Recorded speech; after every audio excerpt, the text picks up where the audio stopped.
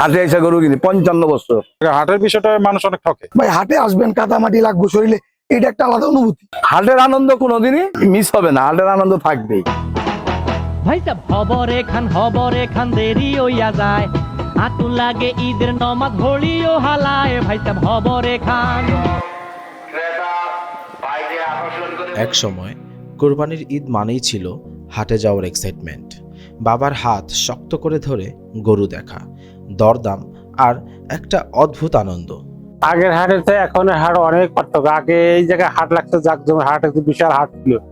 এখন অত বড় হাট নাই এই জায়গা। এখন সব গণবসতি হাট, ছোট ছোট হাট, আগের মতো বড় হাট হয় না।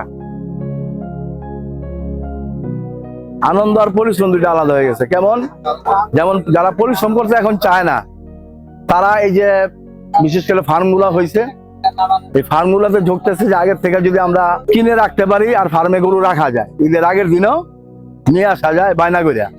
আপনার বাড়িতে দেখা গেছে যে বাচ্চা গরু রাখার মতন কোনো লোক নাই, এই জন্য মানুষের মনে, বাচ্চাদের মনে আনন্দটা কমে গেছে। হাটে এসে গরু কিনি 55 বছর। হাটের আনন্দ কোনোদিনই মিস হবে না, হাটের আনন্দ থাকবেই।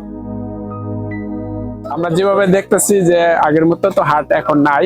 আগে তো অনেক সুন্দর ছিল, হাটে জমজমাট ছিল, ক্রেতা বেশি ছিল, গরু ছিল। এখন তো এরকম দেখি না। আগে আমরা ছোটবেলায় তো যাইতাম, দেখতাম, হাটে অনেক মজা করতাম।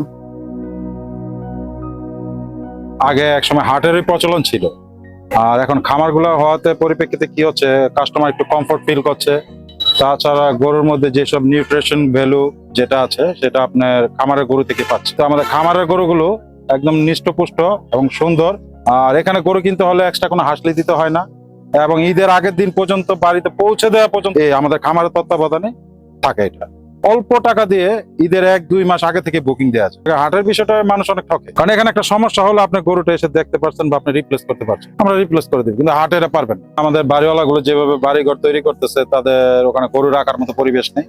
ইভেন কি ঈদের দিনে গরু কুরবানি করার মতো পরিবেশ নেই। আর এখনকার যে মডেল খামার গরু আছে, যেমন এর মধ্যে আমানা ক্যাটার ফার্ম একটি, এখানে আপনি ঈদের দিন গরু, এখানে স্লটারিং হাউস আছে, এখানে আপনি নিজের ইচ্ছা মতো গরু জবাই করে কুরবানি করে বাসায় গোস্ত নিয়ে যেতে পারেন। হাটে যখন আসতাম, সকালবেলা হাটে আসতাম, দুপুরবেলা বাসায় যেতাম, আবার দুপুরবেলা খাওয়া দাওয়া করে হাটে আসতাম, সন্ধ্যা পর্যন্ত হাটেই থাকতাম। হাটের একটাই আমেজ ছিল, কিন্তু এখন এই হাটের আমেজটা নাই ভাই। হাটের যে একটা আনন্দ, এই আনন্দ আস্তে আস্তে অনেক কমে গেছে। এখন মানুষ ফার্মের দিকে, ফার্মগুলোর মধ্যে গরু কেনার জন্য বেশি করতেছে, হাটেতে গরু কিনতে চেয়েছেন। ভাই হাটে আসবেন, কাদামাটি লাগবো শরীরে, এটা একটা আলাদা অনুভূতি। এই অনুভূতিটা মানুষের মধ্যে নাই। এই যে আমাদের পরবর্তী প্রজন্ম যারা আসবে, তারা হাট সম্বন্ধে বিন্দু পরিমাণ কোনো ধারণা থাকবে না। এই পরিবর্তন শুধু বাজার বদলায়নি, বদলে দিয়েছে ঈদের ইমোশন।